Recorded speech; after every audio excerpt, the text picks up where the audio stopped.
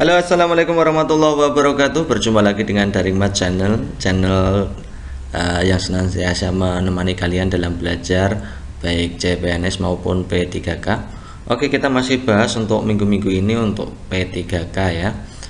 Kisi-kisi seleksi P3K 2021. Kita menuju ke part 3 untuk kompetensi manajerial. Kita kasih bonus untuk kompetensi sosiokultural. Dan teman-teman ada yang request tentang tes TBS atau tes bakat skolastika untuk tes seleksi P3K, apakah ada gitu ya. Bahwa sesungguhnya untuk tahun 2019 itu kemarin itu tidak ada, tapi ini informasi yang berkembang, ini akan juga diadakan TBS, tapi informasi saja, kita sambil menunggu kisi-kisi dari pemerintah ya, jadi sabar. Nanti kalau pengen belajar untuk TBS saya juga kasihkan videonya. Oke, kita mulai saja untuk kompetensi manajerial dan kompetensi sosiokultural part 3. Nomor 1 teman-teman, ini semua soal-soalnya kita harus melakukan analisis. Cara jawabnya bagaimana, kalian harus benar-benar paham, teman-teman semua harus benar-benar paham tentang peraturan pemerintah, Permen Pan RB ya, peraturan Menteri Pan RB nomor 38 tahun 2017 tentang standar ASN ya, standar kompetensi untuk ASN. Itu ada 3, yaitu manajerial, sosiokultural, dan teknis. Itu yang dibahas di situ adalah manajerial dan sosiokultural, yang tentunya yang sudah ada. Itu kalian harus benar-benar paham bagaimana indikatornya, bagaimana levelnya. Kita kasih contoh ini nomor 1 teman-teman. Di kantor Anda menemukan beberapa inventaris kantor yang rusak dan hanya Anda yang mengetahuinya. Bagaimana sikap Anda? Nah teman-teman, kita analisis dulu ini cirinya soal nomor 1 itu apa. Ini ternyata ini kan pada soal di nomor 1 ini menggambarkan bahwa ini menguji integritas Anda. Bagaimana kalau Anda melihat bahwa barang-barang inventaris kantor itu ada yang rusak, Anda yang mengetahuinya, Anda harus bagaimana? Anda jujur apa tidak? Anda mau mengatakan apa tidak? Anda mau menyampaikan ini apa tidak gitu ya, intinya ya. Berarti ini masuknya di integritas Anda. Ya, bagaimana Anda bertindak sesuai aturan, bagaimana kejujuran Anda, itu masuknya di sini. Termasuk di sini Anda diuji dengan integritas. Level yang seperti ini masuknya di level 2 teman-teman. Kita lihat level 2. Level 2 itu mampu mengingatkan, mengajak rekan kerja untuk bertindak sesuai nilai, norma, dan etika organisasi. Meskipun tulisannya level 2 seperti itu, tapi indikatornya yang paling penting itu kalian, yaitu mampu menerapkan norma-norma secara konsisten dalam setiap situasi pada unit kerja terkecil. Atau memberikan informasi yang dapat dipercaya. Ini indikatornya ada 2 yang bisa kita gunakan untuk menjawab nomor 1. Memberikan informasi yang dapat dipercaya sesuai dengan etika organisasi. Mana yang mencerminkan menerapkan norma konsisten dan memberikan informasi yang dapat dipercaya? Ketika kalian jawab A, saya diam saja karena saya bisa dituduh sebagai pelaku pelapor. Ini jelas bukan mencerminkan Anda itu seorang integritas. Keberanian Anda dalam melaporkan barang-barang rusak ya, meskipun bukan Anda sendiri yang melakukan. Yang C ini juga bukan. Saya selidiki siapa yang melakukan pengerusakan itu, karena itu bukan kewenangan Anda. Kita harus menerapkan norma-norma ini konsisten sesuai kewenangan kita. Saya akan memberitahu rekan saya. Ini juga Anda memberitahu rekan Anda itu juga tidak pas, karena rekan Anda tidak punya kewenangan akan hal itu ya. Jadi jawaban yang benar adalah D, karena yang E ini juga tidak. Karena saya sedang sibuk, nanti saja dipikirkan. Ini juga bukan mencerminkan Anda sebagai seorang yang berintegritas. Oke gitu ya teman-teman. Jadi jawaban yang paling benar adalah melapor ke bagian perlengkapan, karena yang bertugas itu kan, yang punya kewenangan itu bagian perlengkapan, agar ditindak lanjuti apapun resikonya teman-teman. Mungkin Anda akan dituduh itu resiko, tapi yang jelas Anda punya integritas tentang hal itu. Kalau Anda punya integritas, maka orang pasti segan terhadap Anda. Bagian perlengkapan pun juga akan menyadari bahwa orang yang melaporkan itu belum tentu, tidak mungkin berpikiran untuk dituduh demikian. Kayak gitu ya. Nomor 2 teman-teman, demi kelancaran acara esok hari, divisi saya diminta kerja lembur, padahal saya sudah berjanji untuk mengantar ibu saya ke dokter yang seharusnya saya lakukan. Ini kalian itu akan dibenturkan dengan 2 situasi khusus. satu, Anda sebagai seorang pekerja itu harus mampu bekerja sama dalam satu kelompok, ini memikirkan tentang pekerjaan Anda. Yang kedua, Anda punya janji. Nah, janji ini masuknya di integritas, teman-teman. Orang yang berintegritas itu selalu tidak ingkar janji, mengatakan apa yang benar, ya, mengatakan apa yang dikatakan, ya, mengerjakan apa yang dikatakan atau melaksanakan apa yang dikatakan. Ini kalian dibenturkan dengan dua hal, yaitu bagaimana integritas Anda dan bagaimana kerjasama Anda dalam satu tim atau pekerjaan. Nah, pada integritas itu levelnya 1, mampu bertindak sesuai nilai norma etika organisasi dalam kapasitas pribadi. Ini bertingkah laku sesuai dengan perkataan fakta. Kalau Anda berjanji, maka Anda harus menepati janji. Yang kedua, ini kerjasamanya pada level 1, yaitu partisipasi dalam kelompok. Ya, partisipasi dalam kelompok itu melaksanakan tugasnya sesuai dengan keputusan tim. Kalau tim ada acara, ya kita harus juga ikut. Mana yang memfasilitasi dua-duanya? Kalau kalian dibenturkan oleh dua hal seperti ini, maka mana yang bisa memfasilitasi dua-duanya? Ya gitu ya. Coba kita lihat opsi A, jelas pulang dan teman-teman tidak mengetahui, berarti hanya mementingkan tentang integritas, ya, memenuhi janji kepada ibu. Jadi yang kerjasama tidak diakomodir. Kemudian pulang lebih cepat dengan pura-pura sakit, ini juga tidak mengakomodir untuk kerjasama. Kemudian mencoba menghubungi ibu saya dan mengatakan saya akan sedikit terlambat, ini yang dipentingkan kerjasamanya tapi integritasnya, sudah berjanji, ya. Kemudian lembur sampai pekerjaan selesai, ini juga yang diutamakan kerjasamanya, integritasnya tidak. Yang E, meminta izin kepada atasan untuk mengantar ibu saya sebentar lalu kembali. Nah, ini dua-duanya tercover, teman-teman. Ya, integritas dan kerjasamanya dua-duanya tercover. Oke, gitu jawabannya, berarti yang E. Nomor selanjutnya, saat Anda dituduh dan dimarahi oleh atasan sedangkan hal tersebut tidak sesuai dengan keadaan sebenarnya, yang akan Anda lakukan adalah apakah A, menanggapi pertanyaan dari siapapun tentang isu-isu tersebut, apakah B, saya akan berusaha menemukan penyebar isu itu dan membuat perhitungan dengannya, apakah C, saya akan membiarkan saja karena nanti juga akan hilang dengan sendirinya, apakah D, berusaha menjelaskan keadaannya sebenarnya, apakah E, meminta pertimbangan teman dekat. Nah, teman-teman, untuk soal seperti ini yang menjadi fokus ini adalah bahwa ada isu, teman-teman, bahwa ada isu bahwa Anda itu melakukan kesalahan, sehingga Anda nanti kemudian dituduh dan dimarahi oleh atasan Anda. Bagaimana Anda mengkomunikasikan masalah ini yang paling penting. Maka ini masuknya di komunikasi. Bagaimana respon Anda jika dihadapkan pada suatu isu, bagaimana cara Anda melakukan klarifikasi, ini yang paling penting, teman-teman. Jadi masuknya level 3 itu berkomunikasi secara asertif, terampil berkomunikasi lisan, dan selanjutnya menyampaikan informasi yang sensitif, rumit, kompleks. Ini kan Anda dituduh, maka Anda harus menyampaikan informasi meskipun itu rumit. Nah, ini Anda harus terampil nih, ya. Indikatornya menyampaikan suatu informasi yang sensitif atau rumit dengan cara penyampaian kondisi yang tepat sehingga dapat dipahami dan diterima oleh pihak lain, ya. Kita lihat coba, teman-teman, menanggapi pertanyaan dari siapapun tentang isu-isu tersebut. Nah, ini tidak perlu, teman-teman.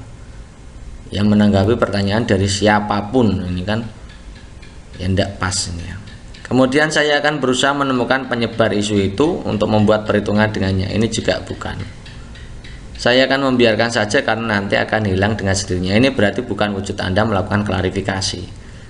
Yang berusaha menjelaskan keadaan yang sebenarnya, ini Anda melakukan klarifikasi. Kalau Anda dituduh, Anda lakukan klarifikasi. Kalau Anda dimarahi, ya tetap lakukan klarifikasi, ya, tetap diterima dan tetap lakukan klarifikasi. Kemudian meminta pertimbangan teman dekat, ini juga tidak menyelesaikan masalah, ya. Ini klarifikasi teman dekat itu kan belum tentu bisa menginformasikan masalah ini, ya. Nomor berikutnya, pada saat saya sedang menuju ke kantor dengan motor, terlihat atasan saya sedang berjalan kaki. Hal yang akan Anda lakukan adalah A, memelankan motor saya dan mengucapkan salam kepadanya. B, B. Saya akan menghentikan kendaraan dan memohon izin untuk mendahulunya. Apakah C. Menghentikan kendaraan dan menawarkan tumpangan? Apakah D. Melewatinya saja? Apakah E. Saya akan mengurangi kecepatan sambil meminta izin untuk mendahulinya? Nah teman-teman, ini kadang-kadang ini soal-soal ini untuk merujuk kepada bagian-bagian tertentu. Misalkan soal ini, pada saat saya sedang menuju ke kantor dengan motor, terlihat atasan saya sedang berjalan kaki. Ini artinya apa? Ada seseorang yang minta pertolongan. Kita ibaratkan dalam suatu tempat tugas, ada orang lain yang membutuhkan pertolongan akan tugas yang dia laksanakan. Maka apa yang Anda lakukan? Ini sama dengan kasus ini. Anda naik motor, artinya Anda lancar dalam bekerja. Atasan sedang berjalan kaki, berarti atasan Anda sedang repot dalam bekerja. Maka bagaimana respon Anda? Itu sebenarnya seperti itu. Berarti ini melatih kerjasama. Yang ditanyakan tentang kerjasama, menumbuhkan tim kerja partisipatif ini pada level 2, membantu orang lain dalam menyelesaikan tugas-tugas mereka untuk mendukung sasaran tim. Nah, ini membantu orang lain yang membantu atasan. Bagaimana cara membantu? Paling tepat untuk kegiatan membantunya sebelah mana? Yang ini jelas tidak. Membantunya di sebelah mana? Ini hanya empati saja. Menghentikan kendaraan, mohon izin, ini juga tidak membantu. Ini menawarkan tumpangan, ini mau membantu ya, mau bekerja sama. Melewatinya bukan, ini juga bukan. Itu ya. Jadi kalau teman-teman mengerjakan sesuatu itu, Anda itu harus bisa membayangkan ini kalau dalam suatu situasi kerja itu seperti apa. Bukan hanya kasusnya di jalan, mungkin Anda akan diberikan kasus-kasus yang banyak. Tapi ini sebenarnya untuk merujuk ke dalam pekerjaan Anda, pertanyaan seperti ini. Kayak gitu ya. Oke, nomor berikutnya, nomor 5. Untuk mencapai tujuan kelompok yang telah ditetapkan, maka sebagai pemimpin saya akan A. Tidak mempersalahkan apakah orang lain mau bekerja dengan baik atau tidak. B. Mendorong orang lain untuk bekerja dengan baik jika diperlukan. C. Mendorong orang lain untuk bekerja dengan baik jika situasi memungkinkan. D. Menstimulasi orang lain untuk mau bekerja dengan baik. E. Mengajak orang lain bersama-sama untuk bekerja dengan baik. Nah ini teman-teman, ini ya indikator yang dipakai adalah indikator yang kerjasama, kompetensi bagian kerjasama, levelnya level 3. Anda sebagai pemimpin maka levelnya 3, 4, 5 gitu ya. Karena Anda sebagai pemimpin, yaitu efektif membangun tim kerja untuk meningkatkan kinerja organisasi. Kita gunakan indikatornya yang ini untuk menjawab soal nomor 5 ini. Membangun aliansi atau kerjasama dengan para pemangku kepentingan, dalam hal ini adalah rekan kerja, dalam rangka mendukung penyelesaian target kerja kelompok. Mana yang mencerminkan ada upaya dari pemimpin untuk membangun kerjasama dengan rekan-rekan kerja yang lain. Yang jelas yang ini kurang karena tidak mempermasalahkan, yang ini jika diperlukan, artinya itu masih setengah-setengah ya. Ini juga setengah-setengah. Kemudian menstimulasi orang lain untuk mau bekerja dengan baik. Ini jawabannya kalau tidak D ya E. Lalu pilih yang mana? Ini yang mencerminkan kerjasama yang paling baik adalah yang ini. Kalau yang D bukan ya. Menstimulasi orang lain untuk mau bekerja dengan baik saja. Ini yang E lebih bagus, yaitu mengajak orang lain bersama-sama. Artinya mementingkan kerjasama ya, untuk bekerja dengan baik. Nomor 6. Dalam kaitannya dengan perubahan, saya dinilai sebagai seorang yang titik. Apakah A. mudah menyesuaikan diri dengan lingkungan baru? Apakah B. butuh waktu untuk bergaul dengan akrab dengan orang lain? Apakah C. mempunyai keinginan tinggi untuk mengetahui kegiatan orang lain? Apakah D. cenderung kurang adaptif terhadap perubahan? Apakah E. mempunyai pergaulan yang luas di masyarakat?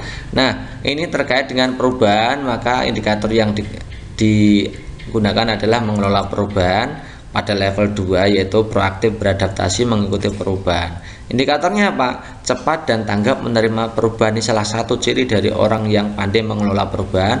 Orang yang proaktif beradaptasi mengikuti perubahan ya cepat dan tanggap dalam menerima perubahan. Mana yang mencerminkan itu? Kita lihat satu persatu opsinya. Apakah A. mudah menyesuaikan diri dengan lingkungan baru? Ini berarti cepat, tanggap, mudah itu artinya ya. Butuh waktu untuk bergaul, ini juga kurang cepat, kurang tanggap. Mempunyai keinginan tinggi untuk mengetahui kegiatan orang lain, ini tidak ada hubungannya ya. Kemudian cenderung kurang adaptif, ini juga bukan. Mempunyai pergaulan yang tidak luas, tidak luas, berarti ini bukan orang yang mudah beradaptasi ya, tentunya itu. Jadi jawaban yang paling tepat adalah yang A. Nomor 7, Dilan adalah ketua organisasi yang baru dilantik. Dia belum lama bergabung dengan organisasi, namun karena dia luas dan mudah bergaul, akhirnya dia menjadi ketua. Nah, ternyata setelah menjadi ketua, sikapnya berubah menjadi cenderung kaku dan keputusan yang dibuat susah untuk diubah. Jadi Anda menjadi anggota organisasi tersebut, apa yang akan Anda lakukan? Ya. Apakah A mengajak teman-teman lain untuk memberikan masukan Dilan sehingga kelompok yang solid tidak pecah? Apakah B mengajak Dilan berdialog? Apakah C meminta Dilan untuk tidak bersikap otoriter di forum formal sehingga menjadi kesepakatan bersama? Apakah D membentuk kelompok untuk menentang kebijakan yang dibuat oleh Dilan agar dia tahu kesalahan yang telah diperbuat? Apakah membiarkan saja nanti juga Dilan sadar sendiri? Coba kita lihat, ini adalah yang dipentingkan adalah aspek kerjasama, efektif membangun tim kerja. Nah, ini mengupayakan pengambilan keputusan itu berdasarkan usul-usulan anggota tim. Jadi ada keterlibatan tim, kemudian upaya menyelesaikan pekerjaan yang menjadi target kinerja kelompok. Ini yang paling penting itu. Kita lihat opsi yang E, membiarkan saja nanti juga. Nah, itu artinya Anda itu tidak berupaya untuk bernegosiasi efektif dengan si Dilan. Ini bukan ya, ini jelas tidak. Membentuk kelompok ini juga tidak mungkin ya. Meminta Dilan untuk tidak bersikap otoriter di forum formal, ini juga tidak mencerminkan itu ya. Ini kan bernegosiasi efektif, bagaimana cara bernegosiasi efektif, namun juga mengutamakan tentang pengambilan keputusannya berdasarkan usul-usulan anggota. Kemudian mengajak Dilan untuk berdialog empat mata, oke, good. Kemudian mengajak teman-teman lain untuk memberikan masukan ke Dilan sehingga kelompok yang solid tidak pecah. Nah, ini selain Anda sendiri, Anda juga mengajak teman-teman untuk saling menasihati kepada si ketua ini. Jadi ini melibatkan dua-duanya ini ya. Kalau yang ini hanya melibatkan Anda dan Dilan saja, tapi teman-teman juga tidak ikut terlibat dalam penyelesaian kasus ini. Jadi yang melibatkan itu yang A. Kemudian nomor 8, ketika saya menjadi panitia kegiatan sekolah, saya akan menggalang dana dengan cara. Nah, apakah A menggerakkan teman-teman untuk mencari dana, B mencari sponsor pendukung keberhasilan acara, apakah mengajukan proposal kegiatan sekolah, apakah menghubungi sponsor yang sudah saya kenal, apakah E meminta sumbangan pada orang tua. Nah, ini ketika Anda menjadi ketua panitia, itu artinya Anda akan diuji. Aspek jadi panitia itu kerjasamanya akan diuji. Levelnya 3, efektif membangun tim kerja, membangun aliansi kerjasama dengan para pemangku kepentingan. Ini maksudnya adalah karena Anda itu menjadi panitia, maka Anda harus bekerja sama dengan anggota panitia yang lain untuk melaksanakan itu. Mana yang mencerminkan? Yang ini jelas meminta sumbangan pada orang tua, berarti Anda bekerja sendiri kan. Menjadi panitia itu kan harus kerjasama ya. Kemudian ini juga bukan ya. Mengajukan proposal kegiatan sekolah ini juga bagus sebenarnya, tapi ini semuanya hanya melibatkan Anda sendiri. Mencari sponsor ini juga bukan, ini juga melibatkan Anda sendiri. Teman yang lain mana yang tidak dilibatkan, ini yang jelas yang dilibatkan gitu ya. Jadi ketika Anda menjadi panitia, itu berarti Anda harus mampu bekerja sama dengan anggota panitia yang lain. Next, untuk nomor 9, jika jadwal yang biasa Anda lakukan diubah, apa yang akan Anda lakukan? Ini tentang mengelola perubahan. Ini kan ada jadwal diubah. Bagaimana Anda mengelola keadaan yang berubah seperti ini? Nah, levelnya 2. Proaktif beradaptasi mengikuti perubahan. Yang digunakan indikatornya adalah cepat dan tanggap dalam menerima perubahan. Mana yang mencerminkan itu? Apakah A biasa saja dalam melakukannya? Jelas ini bukan. Merasa tertantang bersemangat untuk menyesuaikan diri? Oke. Ini marah mengeluh? Ini jelas bukan ya teman-teman. Apakah panik dan merasa gelisah? Ini juga bukan. Apakah mencari teman lain yang mengalami hal serupa? Ini juga tidak mencerminkan Anda itu cepat dan tanggap dalam menerima perubahan gitu ya. Next, nomor 10 teman-teman. Apakah Anda bersedia untuk memperdebatkan sesuatu padahal kelompok Anda jelas-jelas tidak menyetujuinya? A. Saya akan tetap mempertahankan pendapat saya. B. Saya akan menyimak pendapat lain terlebih dahulu. C. Saya akan berpikir ulang dan mencari jalan tengah. Apakah D. Saya akan mengalah saja? Apakah E. Saya akan mengumpulkan teman-teman dulu untuk menyuarakan pendapat saya? Coba kita lihat. Ini adalah yang diujikan adalah aspek kerjasama, menumbuhkan tim kerja yang partisipatif. Ini berbagi informasi yang relevan atau bermanfaat untuk anggota tim, mempertimbangkan masukan. Yang kita gunakan adalah yang mempertimbangkan masukan dan keahlian dari anggota dalam tim, ya, bersedia untuk belajar dari orang lain, menerima masukan, belajar dari orang lain. Mana yang mencerminkan itu? Nah, kita lihat coba. Yang A, saya akan tetap mempertahankan pendapat saya. Berarti Anda tidak belajar dari orang lain. Orang-orang yang lain, teman-teman dalam kelompok Anda tidak menyetujuinya, kok Anda mempertahankan, itu jelas tidak mungkin, ya. Berarti tidak belajar dari orang lain, tidak mau menerima masukan orang lain. Kemudian saya akan menyimak pendapat lain terlebih dahulu.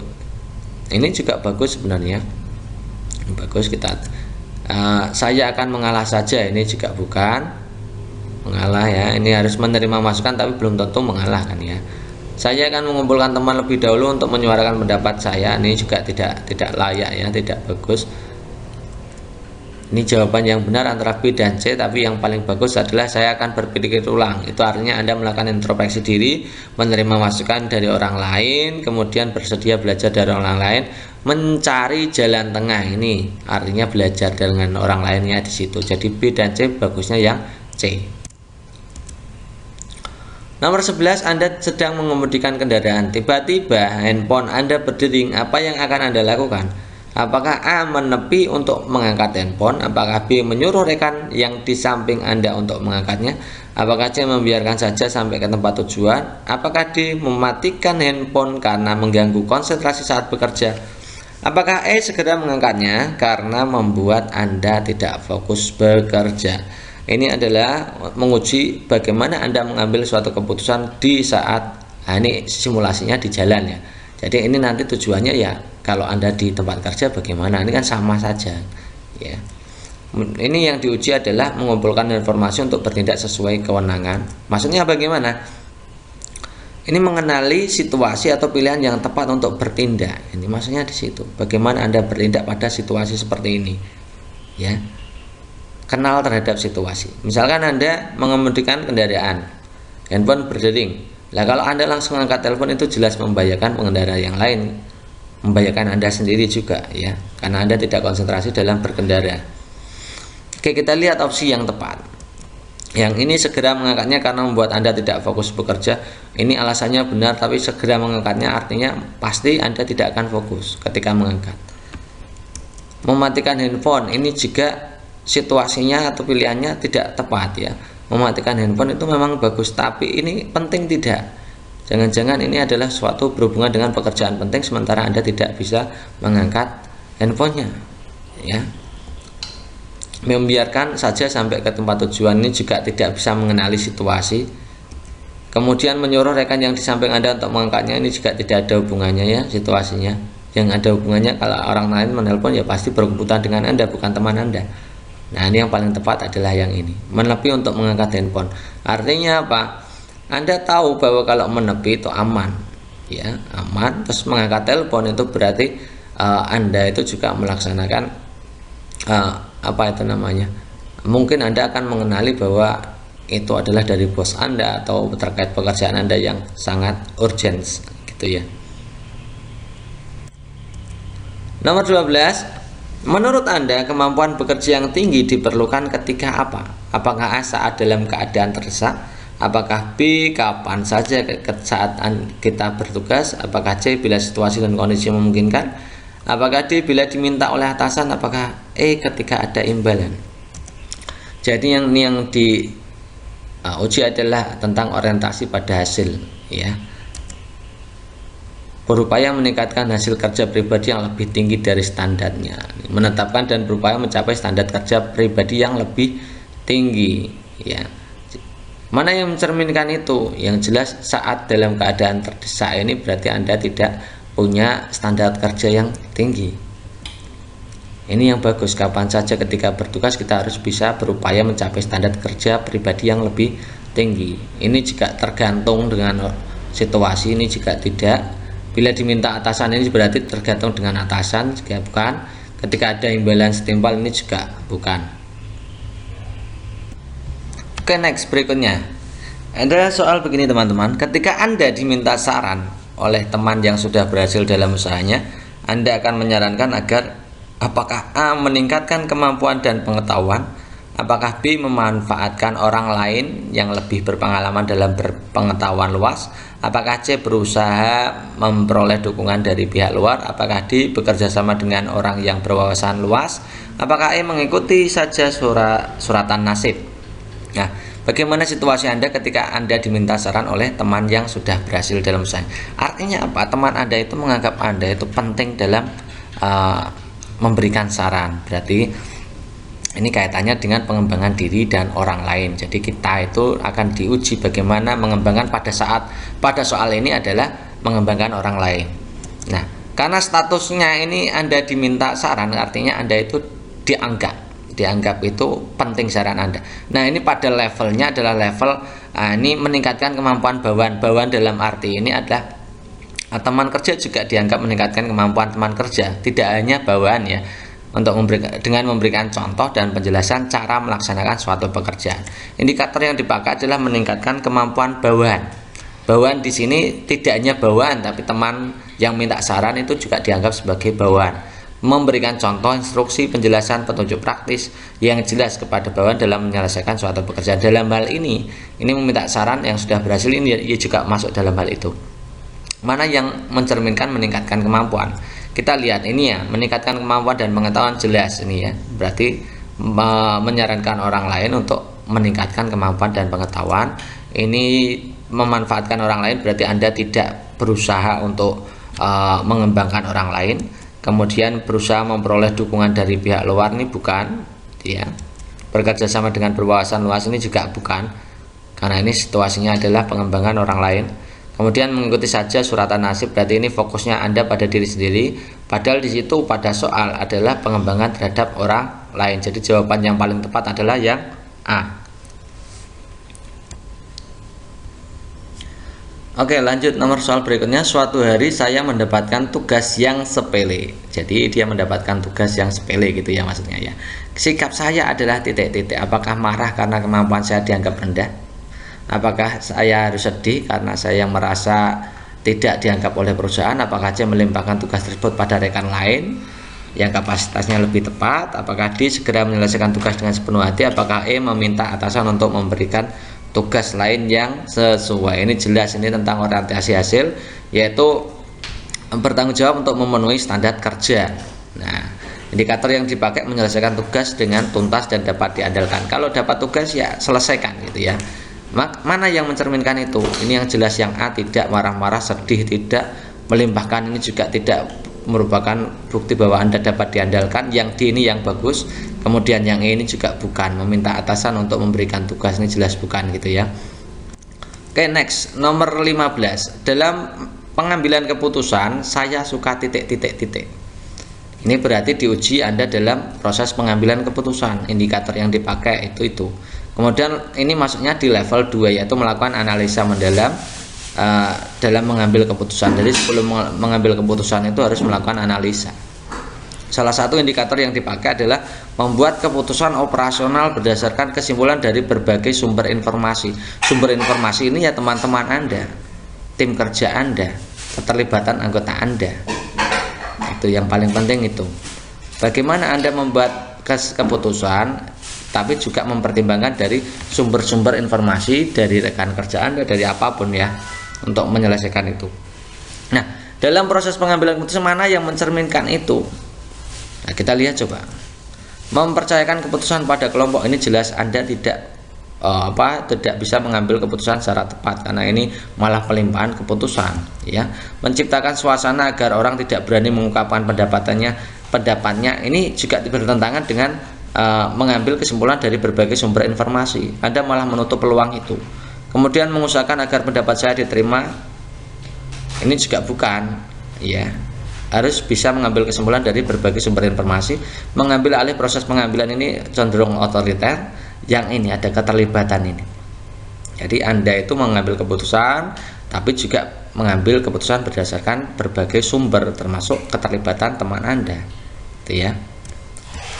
Next, nomor 16. Teman kantor saya memberikan saya hadiah ulang tahun yang saya tidak sukai. Sikap saya adalah, ini sosiokultural teman-teman.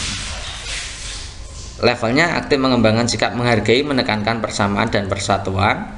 Ini membangun hubungan baik. Nah, ini termasuk membangun hubungan baik.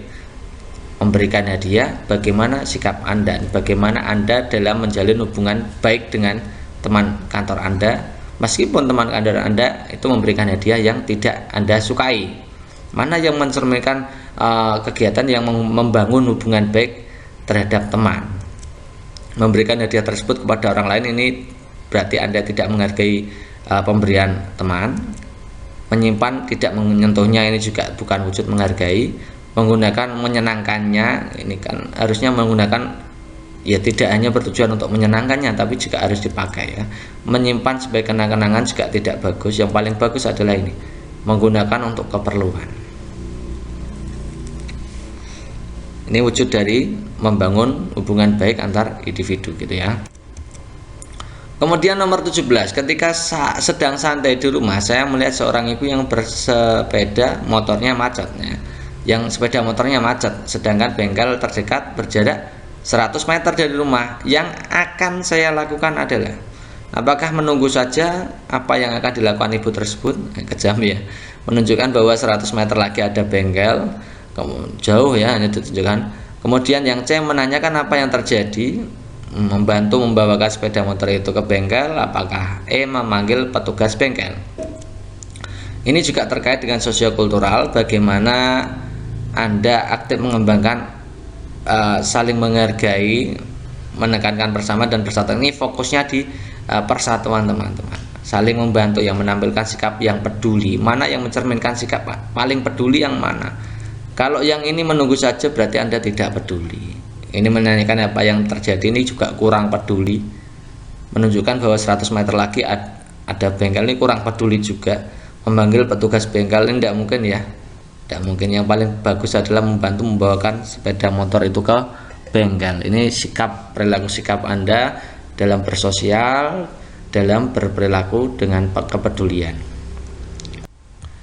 Next, nomor berikutnya ada studi kasus teman-teman. Melia dan ketiga rekannya diberi tugas mendadak dari atasan dan harus diselesaikan pada waktu 2 hari. Nah, pada saat deadline, ia sebenarnya sudah bisa mengumpulkan pekerjaannya kepada atasan karena sudah selesai, namun ketiga rekannya belum menyelesaikan tugasnya sehingga membuat Melia ragu untuk mengumpulkan tugasnya. Apa yang harus Melia lakukan? Apakah A segera menyerahkan pekerjaannya tanpa bergabung dengan rekan yang lain? Apakah B lebih baik menunggu rekan kerja lain untuk menghindari anggapan tidak setia kawan? Apakah C menunggu rekan kerja lain baru menyerahkan pekerjaan agar terlihat kompak? Apakah D segera menyelesaikan pekerjaan sekaligus melaporkan bahwa rekan kerja belum menyelesaikan pekerjaan? Apakah E menunggu rekan kerja karena jika tidak selesai sebaiknya melihat juga tidak menyelesaikan? Ini yang diuji adalah orientasi pada hasil. Levelnya 1, ini bertanggung jawab untuk memenuhi standar kerja. Artinya apa? Menyelesaikan tugas dengan tuntas dan dapat diandalkan. Mana yang mencerminkan penyelesaian tugas yang tuntas dan dapat diandalkan? Coba ini, menunggu rekan kerja, ini berarti ya kalau dikasih waktu 2 hari ya selesaikan, tidak usah nunggu ya. Ini juga tidak. Menunggu rekan kerja lain baru menyerahkan pekerjaan terlihat kompak, ini juga tidak ya. Ini segera menyerahkan sekaligus melaporkan bahwa ini malah nanti jadi tidak enak sama rekan kerja ya. Jadi ya jawaban yang paling tepat adalah yang ini ya, karena ini yang memberi tugas adalah atasan.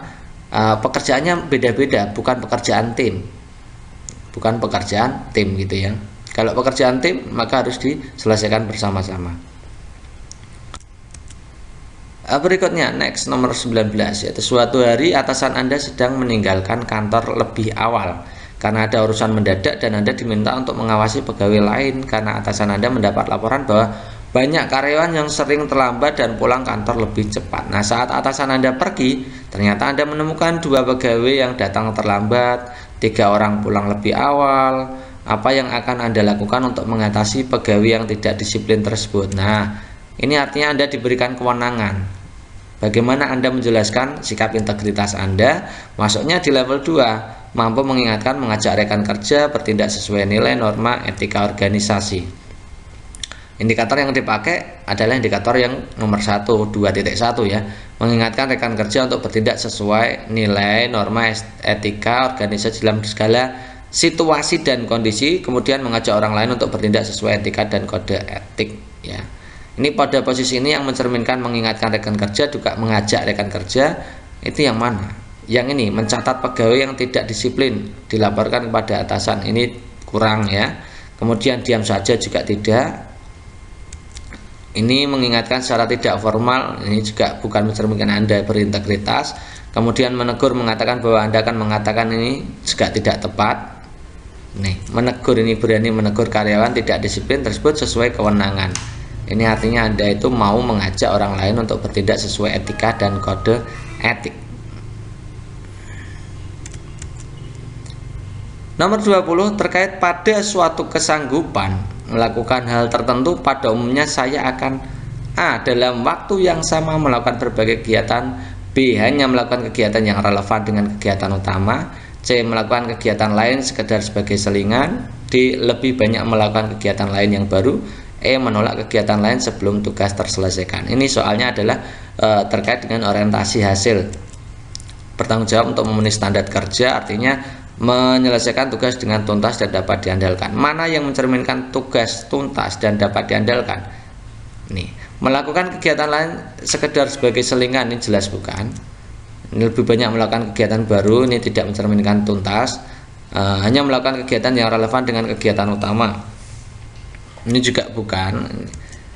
Dalam waktu yang sama melakukan berbagai kegiatan, ini juga belum mencerminkan. Ini yang paling penting ada istilah menolak kegiatan lain sebelum tugas terselesaikan, berarti Anda itu orientasinya pada tugas tuntas dapat diandalkan ya.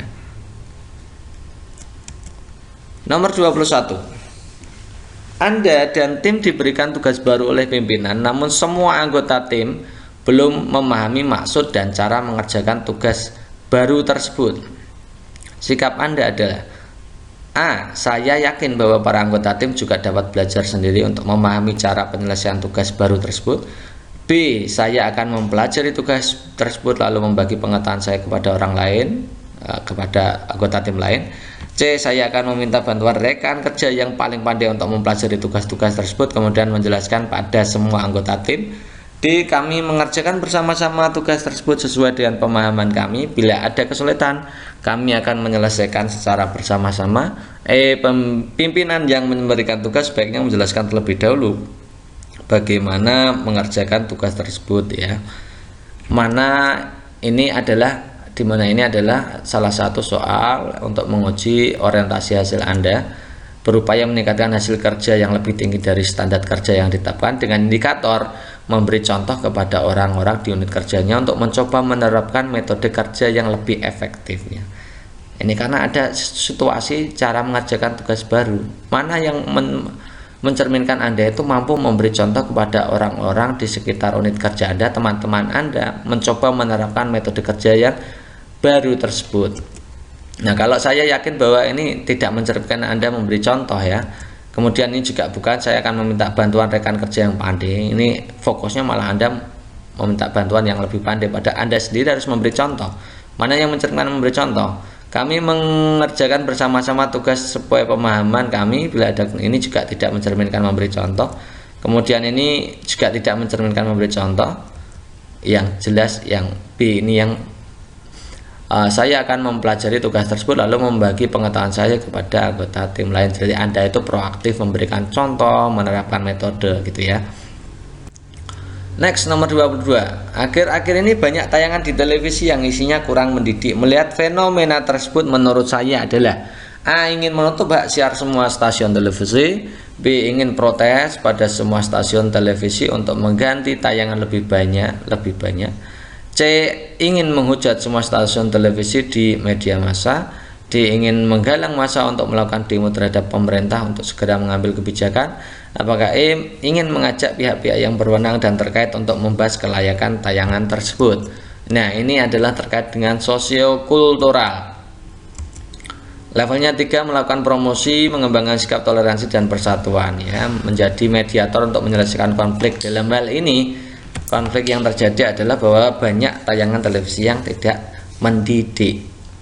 Ya, ada pihak televisi dan pihak konsumen. Ini bagaimana Anda bisa menjadi mediator yang tepat. Ingin menutup hak siar, ini berarti Anda tidak ya, ini tidak mencerminkan, ini juga tidak mencerminkan. Ingin menghujat, ini juga tidak mencerminkan Anda bisa menjadi mediator penyelesaian konflik. Ingin menggalang, dan ini juga menggalang massa, ini juga kurang. Kemudian yang paling bagus adalah ini, ingin mengajak pihak-pihak yang berwenang dan terkait untuk membahas kelayakan tayangan tersebut. Berarti ini Anda bisa menjadi mediator dalam menyelesaikan konflik atau minimal mengurangi dampak negatif dari potensi konflik. Respon saya ketika dihadapkan dengan perubahan yang mendadak adalah, ini tentang perubahan, berarti mengelola perubahan. Apakah bingung bagaimana harus bersikap? Apakah penuh harapan akan perubahan? Tertekan karena cemas akan dampak yang akan terjadi? Apakah pesimis karena tidak dilibatkan dari awal proses? Apakah berhati-hati memetakan dampak politis? Ini levelnya level 1, mengikuti perubahan. Mengikuti perubahan secara terbuka sesuai dengan petunjuk pedoman. Nih ya, mana yang adanya sikap keterbukaan. Bingung bagaimana harus bersikap, ini berarti Anda tidak bersikap terbuka terhadap perubahan. Ini tertekan, ini juga tidak, pesimis juga tidak, berhati-hati, ini juga tidak mencerminkan Anda itu terbuka terhadap perubahan. Jadi yang mencerminkan terbuka terhadap perubahan, ya ini penuh harapan akan perubahan. Nomor 24, suatu ketika karena ada masalah yang terjadi di rumah, Anda masuk kerja dengan suasana hati yang kurang baik. Apa yang akan Anda lakukan selanjutnya? Apakah A. bercerita mengenai masalah saya kepada rekan kerja? Apakah B. bekerja dengan bermalas-malasan? Apakah C. beristirahat lebih lama agar suasana hati dapat membaik? Apakah D. tetap bekerja seperti biasa? Apakah E. pulang lebih cepat agar tidak stres? Ini yang diuji adalah kompetensi integritas Anda terhadap pekerjaan. Meskipun kondisinya situasi rumah yang tidak baik, maka di kantor Anda atau di tempat kerja Anda harus bagaimana? Yang jelas nanti yang diuji adalah level 1, mampu bertindak sesuai nilai norma etika organisasi dalam kapasitas pribadi, melaksanakan peraturan kode etik organisasi dalam lingkungan kerja sehari-hari. Nah, ini yang mencerminkan itu yang mana? Melaksanakan peraturan atau kode etik organisasi sesuai dengan kehidupan. Ini yang mana nih?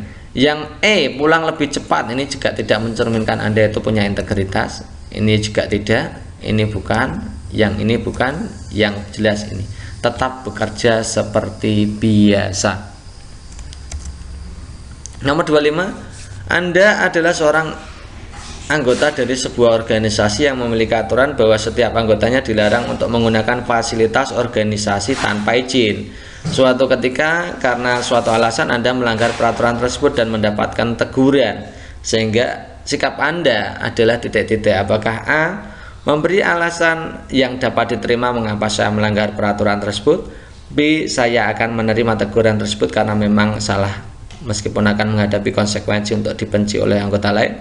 C. menemui ketua organisasi sebelum mendapatkan teguran. Apakah D. menunggu dipanggil dan mempersiapkan jawaban yang akan saya berikan? Apakah pasrahkan nasib yang akan diterima? Ini juga menguji integritas Anda. Ketika Anda melakukan kesalahan, bagaimana sikap Anda? Ya. Yang dipakai indikatornya adalah melaksanakan peraturan sama seperti tadi ya.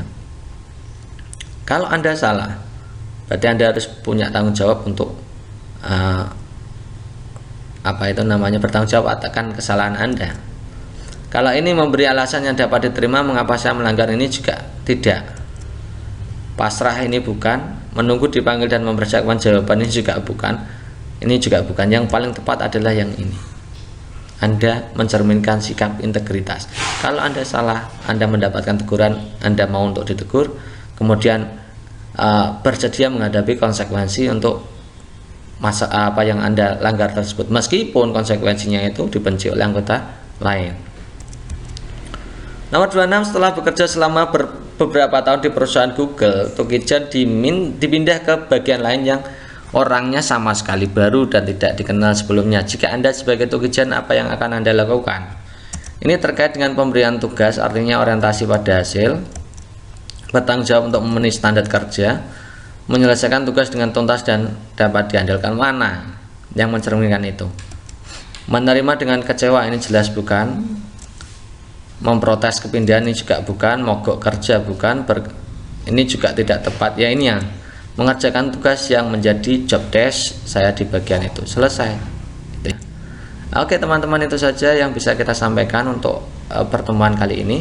Semoga materi-materi yang kita berikan ini punya manfaat untuk Anda, dan selamat belajar, dan ditunggu untuk tryout berikutnya. Oke gitu ya. Assalamualaikum warahmatullahi wabarakatuh.